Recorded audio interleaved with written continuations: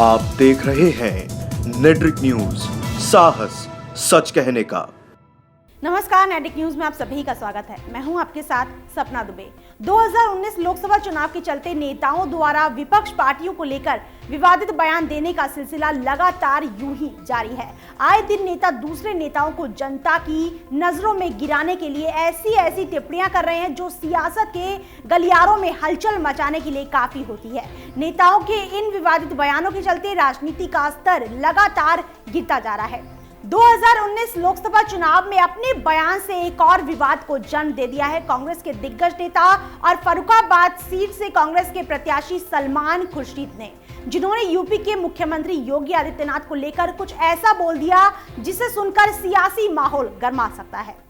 पूर्व केंद्रीय मंत्री सलमान का ये पलटवार योगी के उस बाटला हाउस वाले बयान को लेकर आया, जिस बयान में शनिवार को योगी ने फर्रुखाबाद सीट की जनसभा में जनता को संबोधित करते हुए कहा था कि बाटला हाउस के आतंकियों से सलमान खुर्शीद के क्या संबंध थे, उसकी पैरवी में सलमान क्यों और किस हैसियत से गए थे। सलमान ने उस पर अपनी प्रतिक्रिया देते हुए आपत्तिजनक बयान दे दिया है। उन्होंने कहा है कि मुझे इस बात की प्रसन्नता है कि योगी आदित्यनाथ मुझसे लड़ाई मानते हैं। उन्होंने मेरे बारे में अगर कुछ कहा है तो जब और जहां चाहे वो मुझसे इस बारे में बहस कर लें और हो सके तो बहस गौशाला में कर लें, ताकि ये पता चले कि गौ माता उनके साथ है या नहीं। इस बयान को विवादित बनाते हुए उन्होंने आगे कहा है कि योगी जी से जाकर कहिए कि रिश्ते में मैं उनका बाप लगता हूँ, वो इसके लिए भला क्या कहेंगे। बेटा बड़ा नकारा निकला, किसी और से चोरी की होती तो समझ में आता है, लेकिन जिसको माँ कहता था उससे चोरी की।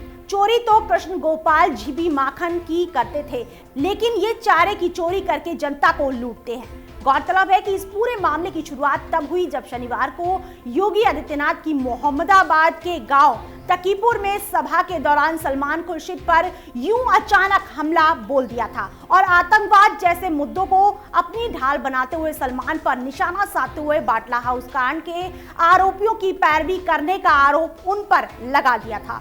लेकिन अगर सलमान इस पूरे मामले में अपने संयम और अनुभव का इस्तेमाल करते तो ऐसा बयान वो कभी नहीं देते। आपको बता दें कि बाटला हाउस एनकाउंटर को आधिकारिक तौर पर ऑपरेशन बाटला हाउस के रूप में जाना जाता है, जिसमें साल 2008 में 19 सितंबर को दिल्ली के जामिया नगर इलाके में इंडियन मुजाहिदीन के संदिग्ध आतंकवादियों के खिलाफ मुठभेड़ की गई थी और 2 संदिग्ध आतंकवादी आतिफ अमीन और मोहम्मद साजिद को मारा गया था, जबकि 2 अन्य संदिग्ध सैफ मोहम्मद और आरिज खान भागने में कामयाब हो गए थे। वहीं एक और आरोपी जीशान गिरफ्तार कर लिया गया था। अब इस मामले को चुनाव के चलते एक बार फिर से उछाला जा रहा है, जिसके कीचड़ के चलते राजनीति के दामन पर यूं सरेआम दाग लग रहा है। उत्तर प्रदेश की महत्वपूर्ण लोकसभा सीट में से फर्रुखाबाद संसदीय सीट भी बेहद अहम है। आपको पता हो कि ये इलाका सूबे के आलू उत्पादन में अव्वल है।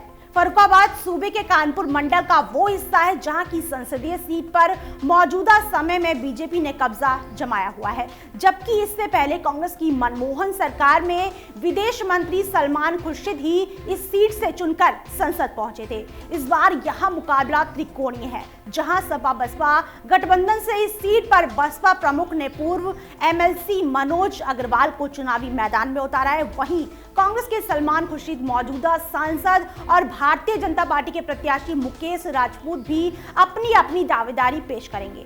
इस सीट पर चौथे चरण के तहत 29 अप्रैल को मतदान होना है। बहरहाल अब ये देखना दिलचस्प होगा कि सलमान की इस चुनौती का योगी आदित्यनाथ क्या जवाब देते हैं। फिलहाल के इतना ही। बाकी ऐसी और बड़ी खबरों के लिए वीडियो को लाइक और शेयर करने के साथ साथ चैनल को सब्सक्राइब करना ना भूलें।